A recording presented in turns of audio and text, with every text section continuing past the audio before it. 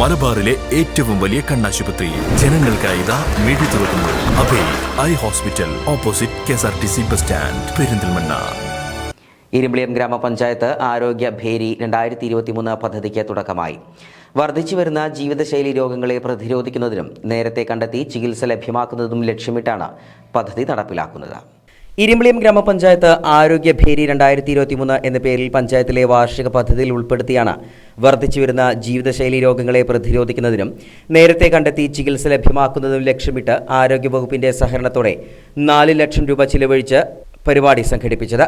6-ാം ward പുറമുണ്ണൂർ colony അംഗനവാടിയിൽ വെച്ച് നടന്ന പരിപാടി പഞ്ചായത്ത് വികസന സ്റ്റാൻഡിംഗ് കമ്മിറ്റി ചെയർമാനും വാർഡ് മെമ്പറുമായ VT അമീർ ഉദ്ഘാടനം ചെയ്തു.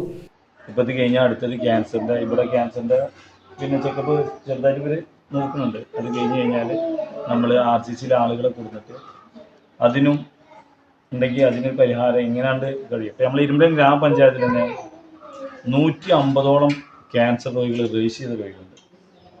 നമ്മുടെ ഈ ഏരിയയിൽ നിങ്ങൾക്ക് അറിയണ്ടാവില്ല, 4 പേരുണ്ട്. നമ്മുടെ ഈ ഇട്ടാവട്ടത്തെ ഈ ഏരിയയിൽ 4 പേരുണ്ട്.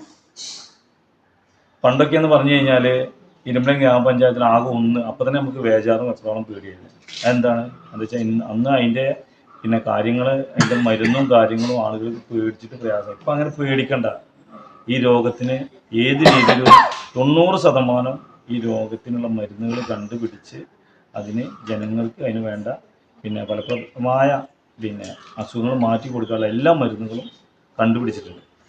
ഇപ്പോൾ പറഞ്ഞു 1 കോടിയോളം രൂപ നമ്മുടെ മെഡിക്കൽ ഡിപ്പാർട്ട്മെൻറ്റ് മാത്രം പഞ്ചായത്ത് മാറ്റിയിട്ടുണ്ട്. അതിൽ 70 ലക്ഷത്തോളം രൂപ നമ്മുടെ ഇരുമ്പിളിയം PHCക്കാണ് വെച്ചിട്ടുള്ളത്. ബാക്കി ഹോമിയോ ആയുർവേദമൊക്കെ ആയിട്ട് അങ്ങനെ മൊത്തത്തിൽ 1 കോടിയോളം രൂപ നമ്മൾ ഇരുമ്പിളിയം ഗ്രാമപഞ്ചായത്ത് ഒരു വർഷത്തിൽ ഈ ഇതിന് മാത്രം മാറ്റി വെച്ചിട്ടുണ്ട്.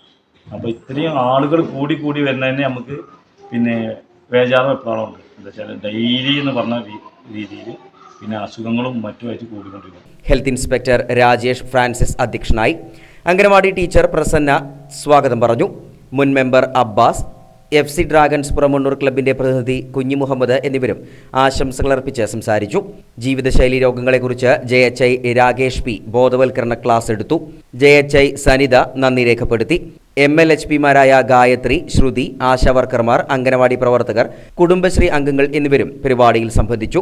വാർഡിൽ നിന്നും 66 ആളുകളാണ് ക്യാമ്പിൽ പങ്കെടുത്തത്. ഇതുവരെ 9 വാർഡുകളിൽ ക്യാമ്പുകൾ സംഘടിപ്പിച്ചു. 1000-ൽ പരം ആളുകളെ പരിശോധിച്ചതിൽ ക്യാൻസർ രോഗ ലക്ഷണങ്ങൾ ഉള്ളവരെയും അമിത രക്തസമ്മർദ്ദം, ഡയബറ്റിക് ലക്ഷണങ്ങൾ ഉള്ളവരെയും കണ്ടെത്താനായി. 17 വാർഡുകളിൽ നടത്തുന്ന ക്യാമ്പുകൾ ഡിസംബർ 23 വരെ നടക്കും. തുടർന്ന് മലബാർ ക്യാൻസർ സെന്ററിലെ വിദഗ്ധ വിഭാഗം ഡോക്ടർമാരെ ഉൾപ്പെടുത്തി സൗജന്യ ക്യാൻസർ നിർണയ ക്യാമ്പും സംഘടിപ്പിക്കും. ക്യാമ്പുകളിൽ 30 വയസ്സിന് മുകളിലുള്ള എല്ലാവരും പങ്കെടുക്കണമെന്നും ഭാരവാഹികൾ അഭ്യർത്ഥിച്ചു.